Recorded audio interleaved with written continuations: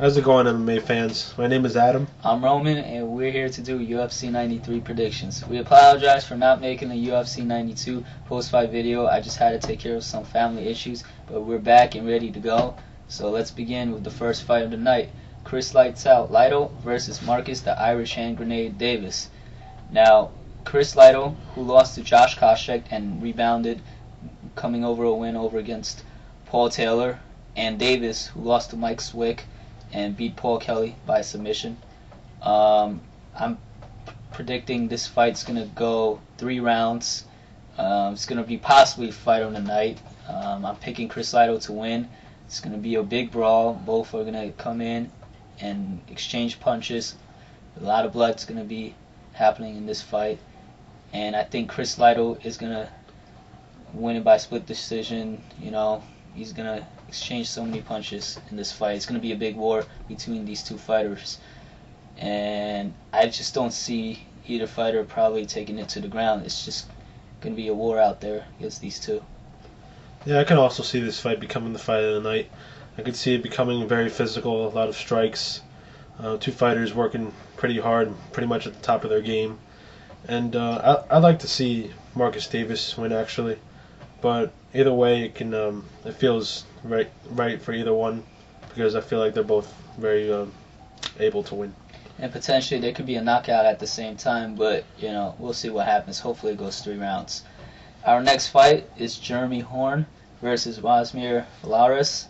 Now Horn is coming off 2 losing fights, and you know, he lost to Marquette and Dean Lister, and both by submission. He tapped down both fights, and and he's coming up against Valaris, and this is going to be a hard fight for Horn, because I don't see Horn winning this fight. I think Valaris is going to beat Horn probably by submission. Valaris wants to come back, make a statement after losing to Dan Henderson. Wasn't the best performance we had. So, Valaris, I think he should be in better condition, because last time he gassed out probably in the 2nd round, I believe, and in the 3rd round it was basically over for him. But he did try to get Henderson in some submissions, but just failed. So I'm picking Valaris submission, possibly in the 2nd round. Yeah, I remember watching Valaris go against Henderson, and to me, he honestly didn't look too good in his fighting. He may have got Henderson a few locks and now and there on the ground and stuff like that, but I feel like he was a pretty bad performance we saw by him last time, and I would expect him to come out fighting better and having better ground attack and all that, but I still don't see him winning. I'd see Jeremy Horn keeping this fight good and just getting the win. Alright, so our next fight is Alan the Talon Belcher versus Dennis Kang. Now, Belcher lost to Jason Day from a TKO and then came back and beat Herman by decision. And Dennis Kang is a new fighter coming into the UFC, but I don't know if many people saw him before fighting. And what I've heard about him is he's a black belt jiu-jitsu, and most of his wins, as I saw, come from submission. So I'm expecting Dennis Kang to quickly take this fight to the ground, and basically I think it's going to be a submission win for Kang, possibly submission of the night for Dennis Kang.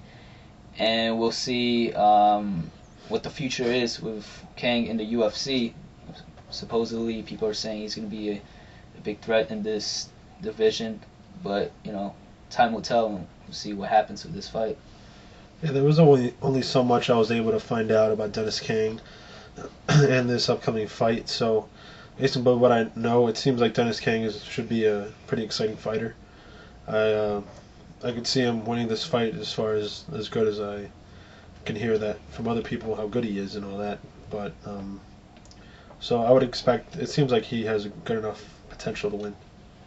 All right, so our next fight, Mark Coleman versus Mauricio Shogun Rua. And I'm very happy to see this rematch, because the first fight when Coleman beat him in Pride, I mean, he didn't even deserve that win. In my opinion, I don't think he even won the fight, because he took Coleman down and he just landed on his elbow awkwardly and broke it. So if they fought in pride and that situation didn't happen, I would assume Shogun would have won that fight easily. But I'm happy they're fighting again. I'm expecting Shogun to win this fight in the first round by TKO, possibly submission. But it would be nice to see some, nice hits against Coleman and possibly knock him out or TKO him. I mean, Coleman last fought Fedor, and he lost to him in a submission in the second round. And he's aging. He's no Randy Couture in my opinion. So, I mean, for Coleman fighting against Shogun, I mean, it's impossible for him to win. He's lucky that he didn't fight Brock Lesnar because he was scheduled to fight him in Minnesota, and Brock Lesnar would have taken him down easily. So, I'm hoping to see a better Shogun. Last time we saw him, he fought Griffin, gassed out in the second round, and by the third round, he got choked out at the end of the fight, and it wasn't the same Shogun that all the fans expected. So I'm hoping to see him back healthy, and hopefully, in the future, going for the belt. Yeah, I cannot see Coleman beating Shogun this time, actually. I mean, I feel like Shogun is definitely more talented. He's got more of a martial artist physique and more of an attack than Coleman, which is more so just straight on, when Shogun has more of a strategic way of fighting. And I can see it as, Shogun, he did get hurt in the last fight, and I see if it wasn't for that, I think Shogun would could have won this pretty easily, could have won it pretty easily. And I see Shogun being a lot better now, coming off an injury, being very healthy, and being able to get rid of Coleman once for all and just take him down. But yeah, I still see it maybe being an interesting fight. Maybe Coleman, maybe he can show us something a little different from, compared to what his age is and all that. But I feel like Shogun's got the best of him. But I still see Shogun beating him. All right, and on to our main event: Rich Franklin versus Dan Henderson. And this fight's so hard to predict, and it could go either way. I mean, you have Henderson, who beat Flores in a unanimous decision, and you have Franklin, who beat Matt Hamill in 205 weight class, TKO in the third round, kicked him in the ribs. He went down and pounded him out from there. And for this fight, I really don't see the sense for when Franklin wins to go to the Ultimate Fighter and be a coach against Bisping, and he has to fight him in middleweight. I mean, there's no sense. What if Franklin beats Bisping? What's the accomplishment there? I mean, he's not going to fight Anderson Silva again. So this fight, I really don't see the point, for him to go to the Ultimate Fighter and fight in middleweight again. But it's a fight that I've been waiting for a while, and I think Henderson is going to be trying to take Franklin to the ground and try to get a submission or try to pound him out like he said. But I'm predicting Franklin to win this fight in unanimous decision, possibly, or split. He's going to try to keep this fight standing. He has good jiu-jitsu, so he could possibly try to take it to the ground, but I see Franklin keeping the fight standing, hitting some jabs against him, and just win this fight and see what happens after that. Yeah, I can definitely see Henderson giving all he's got to try to take Franklin down and get him down in some kind of submission and using his great jiu-jitsu well. But I feel like Franklin would be working too hard. I feel like Franklin's stronger and that he can keep it on the ground and, well, standing up, I meant, and just strike him and do good with that.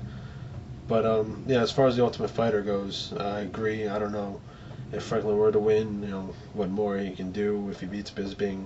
But as far as Anderson Silva, but I would pick Franklin to win this fight. But I can see it being more so better for Henderson if he were to win, as far as the Ultimate Fighter goes. But we'll see what happens. All right, so Thank you for watching our video. I hope you guys could write some comments on what we need to improve. You know, I want some feedback. It would be nice to see what we could improve so our videos could be better. And, you know, we'll do a UFC 93 post-fight video. So, take care, guys.